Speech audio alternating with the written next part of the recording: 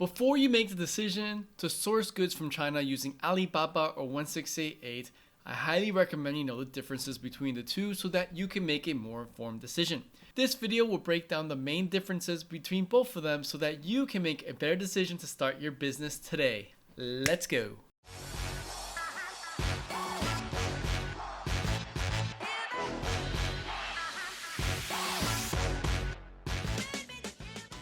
So the topics I'm going to be covering between these two platforms are communication with suppliers, MOQs, pricing and payments, content, return policies, and certification. Now I'm going to be starting with Alibaba.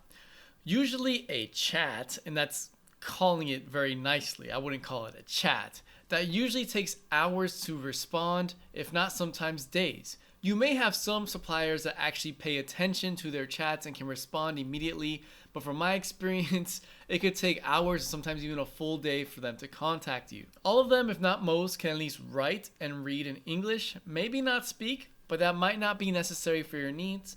And they're pretty open about showing you their company name, their company information, all out in the open, and they're not trying to hide anything. For those of you that don't know what an MOQ is, it's the minimum order quantity for them to actually place your order. Well, on average, they kind of have high MOQs. I mean, I've seen some products that have maybe one or two, but a lot of them have like 20 or 50 MOQs, so it may be hard to get samples tested. Also, getting samples can be a bargain if you are just starting out in your business. The more muscles that you can show, the better for your business. That means that the factory or the supplier means that you actually mean money and business in the long term. They may be more likely to work with you for specific, more detailed sample requirements because their communication can be done in English.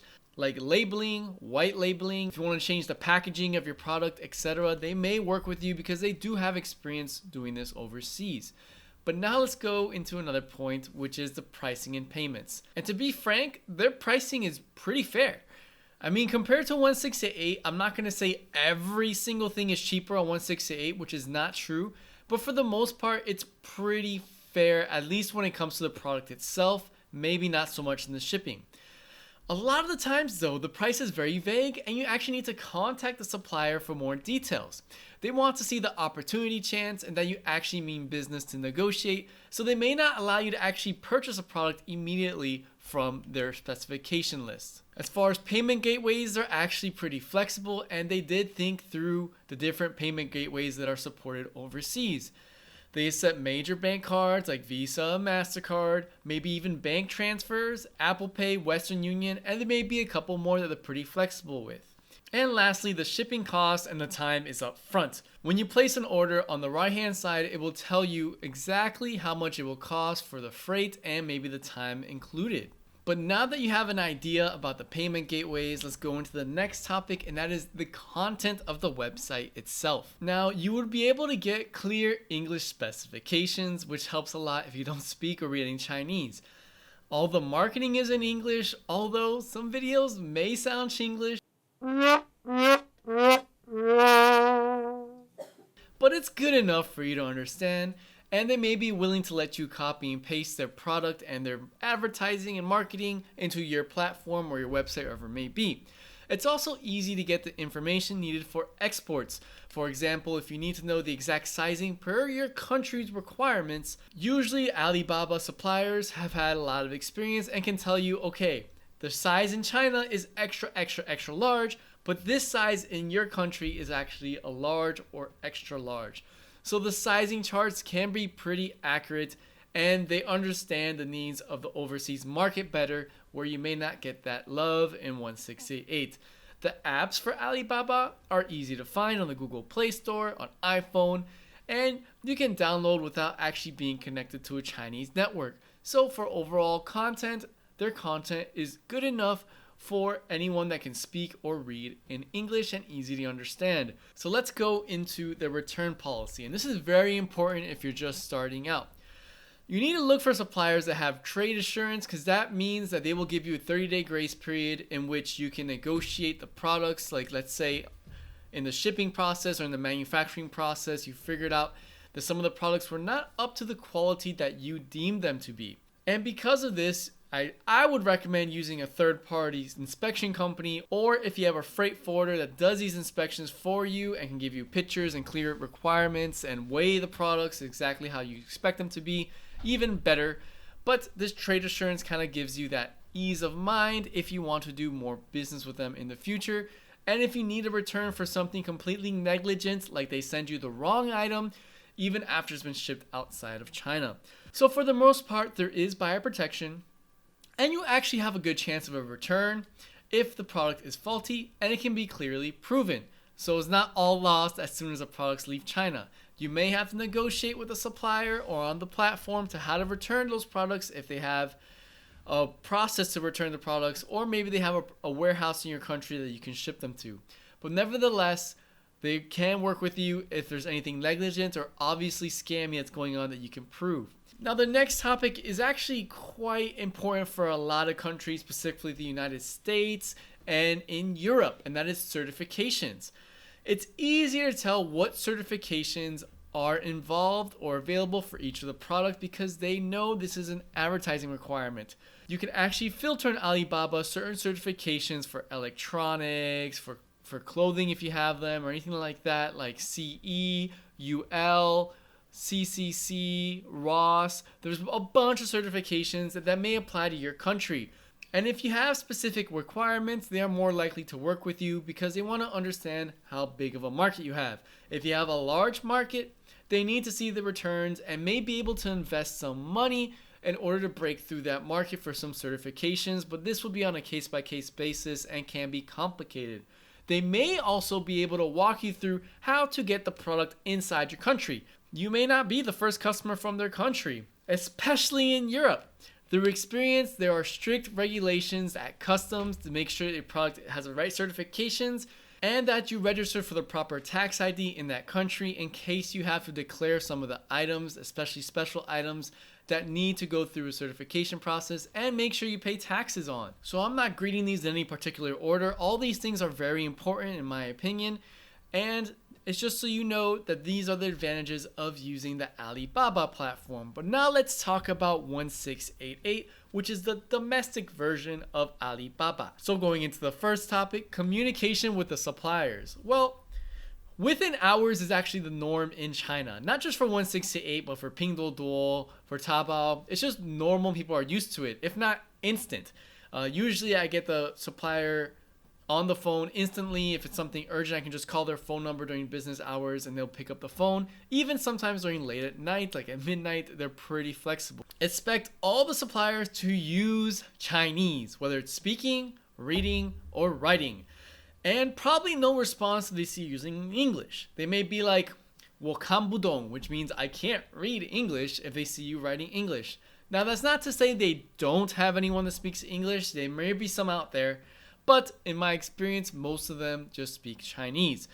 If you have a Chinese phone number, by the way, you can check this link up here on how to get a Chinese phone number to help you through these processes easier. It can also be easier to call them directly during their business hours. Because if you were to use Alibaba, it'd be pretty hard to call them internationally. And if they recognize the phone is from an international number, they may ignore it, think it's spam, and you may not get in contact with them. So having a Chinese phone number definitely helps when communicating with suppliers in China. They're also more likely to share WeChat with you. Not everyone that uses Alibaba has a WeChat, but WeChat is absolutely crucial if you want to get deeper into the communication with a supplier. Now, don't take the transaction outside of the 1688 platform. Keep it on the 1688 platform. But for deeper negotiations, maybe even a live video or like a product review, they can actually easily give that information to you using WeChat. But like I said, don't fall for the scams. Keep the purchases on the platform. Now, I'm not saying Alibaba suppliers won't be willing to do a live video tour with you, but it is less likely if you can't communicate with them using WeChat because that is what everyone uses in China. So now let's go into the next topic, which are MOQs. Actually, 1688 has very, very low MOQs. A lot of the times you can just buy one or two of the product and you're good to go. And if you do need to buy like 2 or 3, typically the product costs like $1. Now you can consult with the factory for more options to overcome this MOQ easily. Depending on the product, you may find some stores that actually sell similar products and have a lower MOQ if you search deep enough. Now let's go into the pricing and payments, which is the biggest hassle for a lot of the subscribers on this channel when they want to purchase from 1688. It is usually cheaper, but be careful. You want to check the legitimacy of the factory and the quality of the product. The saying, you get what you pay for, really applies when going into 1688. You may want to check out this video about how to avoid getting scammed using these kinds of products, just so you know the legitimate factory or supplier. The price is usually black and white. Unlike an Alibaba, you have to consult for certain prices. Even though they have a price range, it is usually black and white. You can buy immediately. Actually, if you use 1688 a lot, you can get a lot more discounts for what you buy. There's between level 1 and 5 buyers, and depending on the volume that you buy, every month you can get between a 2 to 5% discount on every purchase, in addition to what's already provided on the platform. Now this does reset every month, so they want to make sure you're a legitimate buyer and that you keep buying every month so that you can level up to the different levels. When it comes time to paying the supplier, unfortunately they only accept domestic means of payment, so like Alipay. And no, you cannot use foreign cards on Alipay like you can on Taobao, but you can use the Alipay Tour Pass. Chinese bank cards, direct deposits only from Chinese bank accounts, or if you have a company in China, you can apply for credit on the platform. Now, if you don't have a Chinese bank account and you want to open one remotely, don't worry. You actually can if you open a company in China. Just check out this video right here where I go through an interview with a company that actually walks you through the process of opening a bank account remotely. When it comes to the shipping costs, they need to be researched and recalculated when the goods are actually sent to your freight forwarder. 1688 will not, for the most part, some may, very little amount, may actually ship directly from the factory to your country, but that requires a lot of work, which they don't want to deal with. So when you want to get the pricing of the goods, you have to wait for the freight forwarder to receive the goods, measure and weigh, and then they will give you the bill on how much it would actually cost to ship the goods. So the pricing of the shipping is not so transparent as it is with Alibaba. Now let's talk about the content. Everything is in Chinese. The content, the chats, the advertising. So you may not understand what are the pain points that the products solve or what are the benefits of using the product. It can be hard to decipher the sizes and the charts of the product because it's meant for the Chinese market. As I mentioned before, XXXL in China can be an XL in the USA. So if you buy an XXXL, expecting it to be the equivalent of the XXXL in your country, you're gonna bump into quite a surprise. And the Google Translate function doesn't work too well when using 1688. It's kind of iffy and the UI is just not so clear. They may fix it in the future, but it's kind of ridiculous. Now let's go into the return policy, and this one is key. They do have trade assurance, but the domestic version. Whereas in Alibaba, you get a 30-day grace period. Well, on 1688, you get a 7-day grace period, and you need proof. And they will usually work with you if you can send pictures and explain the situation.